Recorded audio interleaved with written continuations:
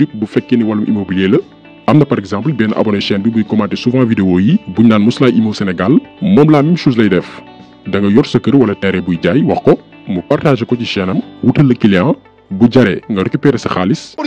buur jot na 100 000 buur ak nii 100 000 la jot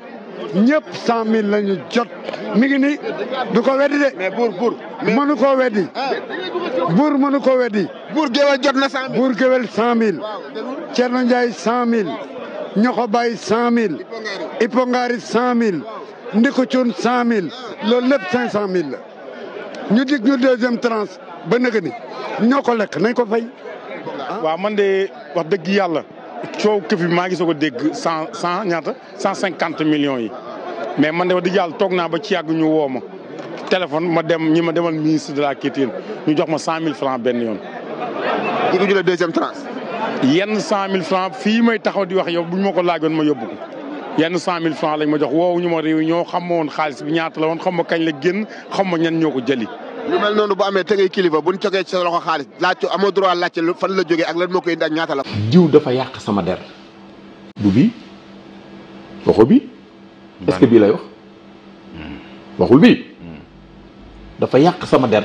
mooy man ak li topp ci man tamay bokk ak ñi ma sopp ñëpp tax nañu tilimal ma ba buñ ma gisee xalaatama leneen mais diw dafa yàq sama der waxul bi moom mën a ko yàq. c'est ça. koy delloo responsabilité bi. au fait fi jamono toll kenn weddeetul gor kenn seedalitul nit lu baax ñu ngi ci seet nit lu mu man ak lu mu def ñu wutal ko sikk wala nii la ko amee mi ngi ci ñàkk a yar gi nekk ci réew mi ak ñàkk a maandu romb nit ñi jëmale ko kilifa diine yi yaakaar sax bàyyiwul leen. ziar kontaanee jox cër mbokk àdduna ziar kontaanee jox cër mbokk internaute C'est le bon TV kon naa mbokkum réew mi ci chaîne la chaîne de la vérité seen chronique comme li leen koy defalee saa su ne ci actualité réew mi balaa soo sori dañuy wax bàkk bi doo lay jën ndox la doo lay saxaar raay la mais doo lay site internet chaîne YouTube abonnement la aimer commentaire et partager xam naa ni nag yéen a ngi ci mais gën leen ci nekk ndax loolu rek mooy dooleel chaîne bi ku am ñaari junni yoo mayal ku la neex waaye soo bëggee dégg dëgg jàppal C'est le bon TV. maa ngi nuyu suñu partenaire waa Mously Immo Sénégal ay jeunes lañ yu nekk ci mbirum immobilier di ay patriote maa ngi recommandé bépp patriote foo mënti nekk si àdduna bi na nga jokkoo ak waa Mously Immo Sénégal am nañ site internet ci YouTube bi boo tàppee Mously Immo Sénégal di nga mën a jokkoo ak ñoom ak seen i offre ak lépp loo soxla rek ci wàllu immobilier jëndum jaayum suuf lépp lu suxal ci immobilier soo leen woowee nga am sa tool bëgg ko terrasser nga am sa kër bëgg ko la ko géreel wóore fa nga am nga bëgg kër nga bëgg terrain surtout ñun ñu nekk bitim réew sûr na te wóor na te ay jàmbaar lañu dinañ la conseiller aussi ci lépp loo soxla ci wàllum jëndam njaayam suuf kon Mously Immo Sénégal jaa ngeen jëf. kon gars yi tey li ma bëgg a waxtaanee ñett ba ñeenti point la mais dama koy tënk dama seetaan Abdou Aziz Mam Fama mi ñu tuumaal ci mbirum force Covid 19 bi. Abdou Aziz Mam Fama léegi griot traditionnel je pense que communicateur traditionnel mu am sortie yu mu def mel ni kuy justifié wu waaye mu ngi mel ni daf ñuy yedd ñun askan wi te il est mal placé ma am lu ma ci bëgg a leeral mais dama koy booleeg rek débat de bas étage bi ci wàllum njoowaanum ku sell ki nekk sama ginnaaw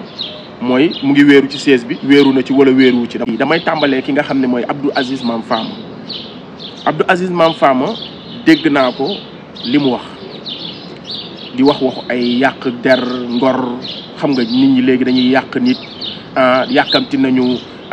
nga dara xew ba ñu profité aussi gis nga Abdou Aziz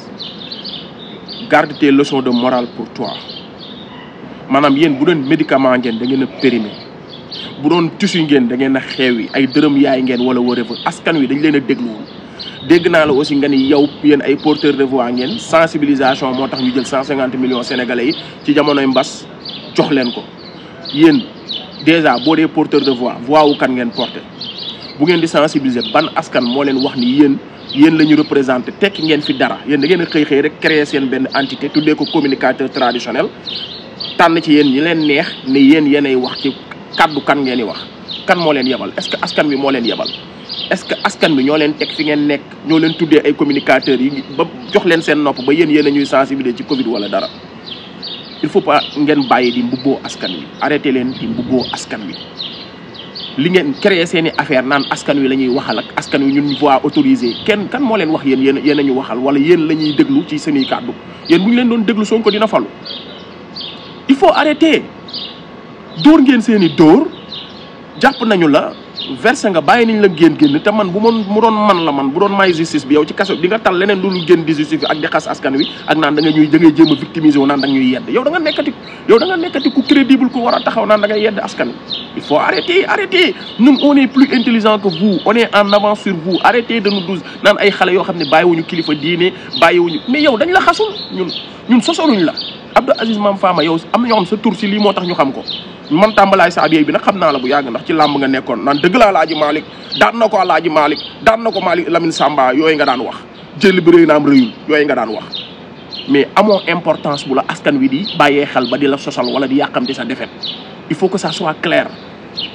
ñun xamuñu la sax gars yi xamuñu la askan wi dañu laa xamul sax ba yàqamti sa défaite encore ñu naan bàyyiwuñu kenn dañuy yàq nit yi dañuy toog yow nañ lañ la yàqee ñun dañoo xëy ne mais dañ laa jox alalu réew mi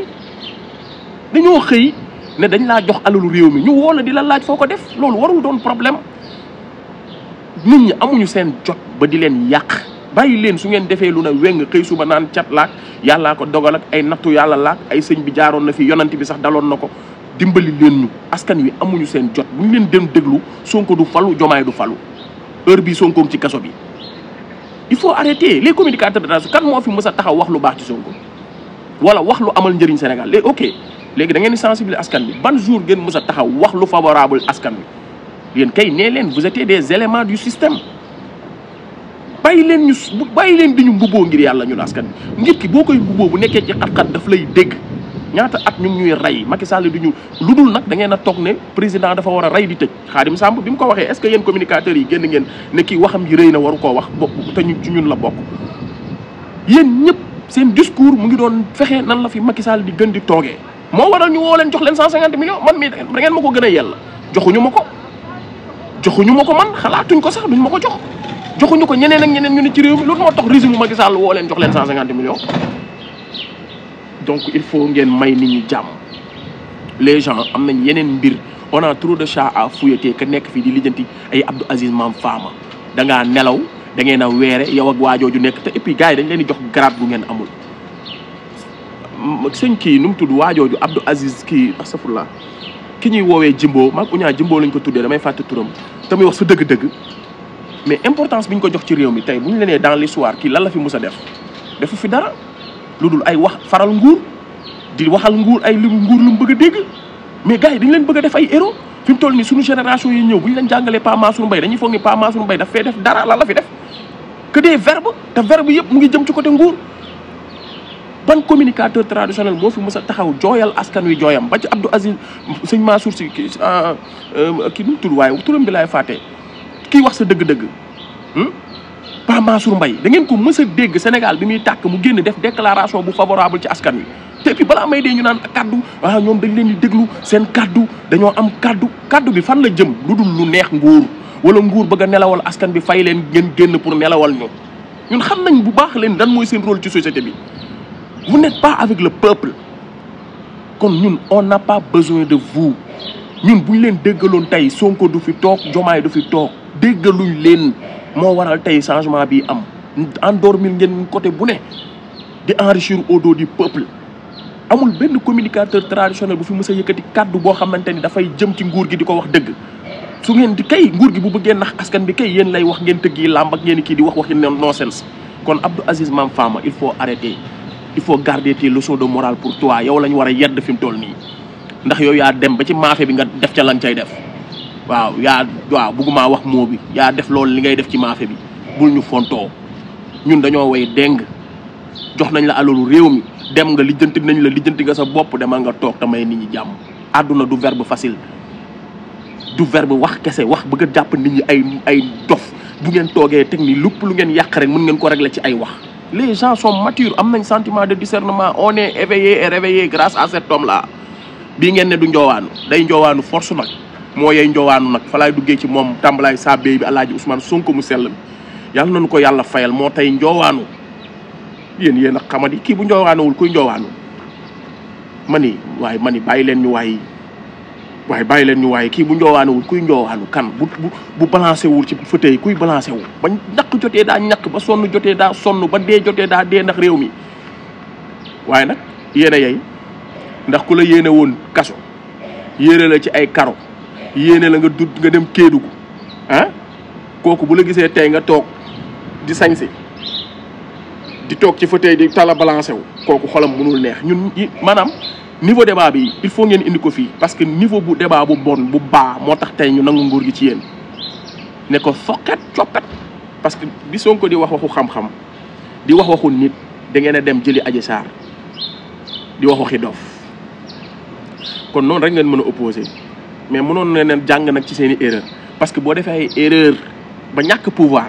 pour man war ngaa mature erreur yooyu noonu waroo ko continuer di def bëgg a jotaat pouvoir yéen ni ngeen doon mature maanaam manque d'élégance ak manque maturité ak débat de bas étage yi ngeen doon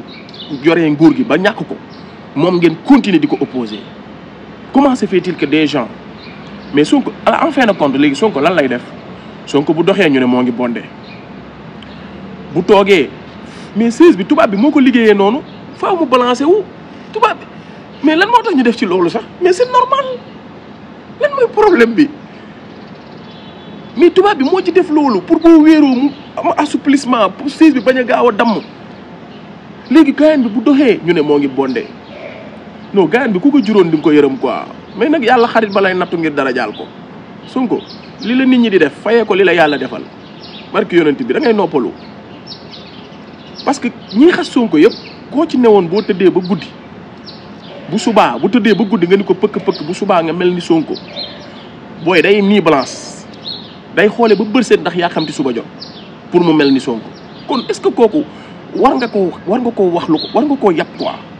léegi gaayan bi bu doxee ñu ne mu ngi bondé bu toogee ñu ne ma ngay balancé wu bu noppee ñu ne amul argument bu mu wax da nguur gi daa diis ci moom yéen a ngi fàttaliku bi ñuy doog a falu Sonko daa noppi woon ne tekk waxul di ñàngal nag ñu naan waaw xam ñam na li mu gis yan bee diis yéen a ngi fàttaliku loolu waaw instant yi daa noppi waxam ju bëri ji xamoon na ni gis instant yi daa tiit Sonko woote grand théâtre wax ñu ne day menacé waaw en fin de compte gaañ bi lan lay def est-ce que yéen a ngi fàttaliku bi ñuy doog a toog ba ñun sax dañ doon mer naan ñun Sonko bi ñu xamoon gisatuñ ko gars yi di wër ci plateau yi naan sa waaye xam na li tax mu noppi xam na luñ fa fekk xam na li mu waxanteeg Macky Sall non Macky Sall mooy ngand nguur du caaxaan gaan bi woote grand théâtre xam nga daa mën bis dóor leen benn arrêt gars yi commencé day menacé wax ji la war a bàyyi daa war a dem mais koo xamante ni bu noppee yaa ngi ci danger gënul ci yow bu waxee gënul ci yow bu toogee gënul ci yow bu taxawee di dox gënul ci yow bu doxee ci tapis rouge nga ni mu ngi dox waa léegi Ousmane Sonko lan la war a def vraiment traumatisé nga doomu jàmbur yi Ousmane Sonko vraiment xajoo ci gars yi quoi billaahi parce que ñun bu ñuy wax ci yow sax en fin de compte day mel dañ lay woy te yow xam nga ni woyuñu la man xam nga ni man du ma woy kenn xaw ma say maam ba di la woy mais dama laa fan quoi vraiment man su ma màggee comme yow laa bëgg a mel su ma amee 50 ans man yow laa bëgg a mel man waaw man moom soxoruma quoi man moom damay nangu man su ma amee 50 ans man ni Ousmane Sonko laa bëgg a mel parce que tamit vraiment lii kenn xamatul lan la quoi maanaam gaañ bi da nga naan lan mooy problème bi niveau débat bi lan moo tax mais nag damay sant yàlla parce que xëy na dañoo amul lu important luñ ko mën a waxal moo tax ñu naan ko mu ngi wéeru parce que defe naa ba mu demee assemblée bu fekkoon niveau débat bi dafa wàcc waxu fa lu nit ñi mën a dégg waxu fa lu leer askan wi joxuñu ko bopp kon defe naa di niveau débat bi du nekk ay lu tax muy balancé wu wala war naa balancé wu niveau débat bi dina nekk ci contenu discours am mais comme mënuñu ko wax 10 sur 10 wala 20 sur 20 wala mënuñu koo tàcc ne ko li nga wax dëgg la baax na mais il faut ñu trouver luñ koy sikkalee je pense que loolu la kon ngir yàlla yonent bi élever un peu le niveau du débat moo tax Sénégal ñan laa yërëm ñi nga xam ne dañoo bëgg di wax ci lu important di bëgg niveau bi di élever ñooñu dañuy sonn parce que ñun mënuñoo bañ a wax ci ñii boo bëggee niveau bi élevé da ngay sonn parce que gars yi mënuñu maanaam ñi ngi jàkkaar loolu xam nga tey booy bëree mbër bu bëreewul doo mën a bëre il faut booy bëree moom mu ñëw nangoo bëre ngeen bëree ci ay clé mais bu fekkee da ngay bëree mbër moo xam ni su arbitre ne për mu daw génn saako yi léegi ñun nag suñu adversaire yi bu ñu leen bëggee woo ci niveau te ñoom nekkuñu foofu mais day metti il faut ñu fekk si seen ci niveau bi ñu nekk mooy lii di wax ay balancer 16 ay yooyu mais niveau bi ñun bëggoon nañ mu gën a yéeg nag mais mënuñu yéeg parce que ñu jàkkaar lool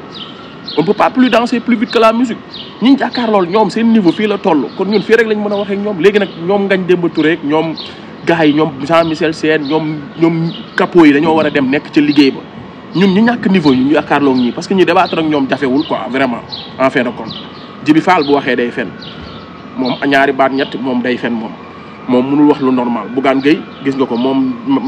ñàkk nañ xalaat ba dem daje fële moom Badara Gadiaga ak Barth di wax donc doo niveau bi doo xam Abdou Nguer fi mu toll nii mooy seen doo comprendre léegi kon ñun bàyyi leen ñu rek ñu wax ak ñoom waaw man bëgg naa fi mu toll nii parce que Abdou Nguer bu demee bañ nar a attentat Sénégal nga xam ni kon Abdou Nguer rôle bi mu doon joué important na pour gars yi ku lu naay imaginez yow Pastef quoi léegi nga xool Pastef parti Pastef ni mu toll ak tàngam yi fa am nga gis APR ñoom Abdou Nguer lañ jàpp ñu ne dañuy attaqué Sénégal kon ñun Abdou Nguer dañ koo xeeb de mais waa APR xeebuñu ko de est-ce que yéen may suivre den nga ma gis may prononcé turu Abdou Nguer du ma ko tudd sax parce que dama ko jéppi parce que jàpp naa ne man sama niveau sax man li du buusite di wax man sama niveau dafa dépassé di wax ci Abdou Nguer mais ndekete man ñun ñoo xeeb Abdou Nguer mais waa APR xeebuñu Abdou Nguer parce que bu ñu demee ba dara attentat réew mi non vraiment moo tax yàlla nañu yàlla yërëm mais billaahi wallaahi ñi yoroon suñu nguur gi ñun xawma lan lañ def ba mérito ñi jiite ñu 12 ans quoi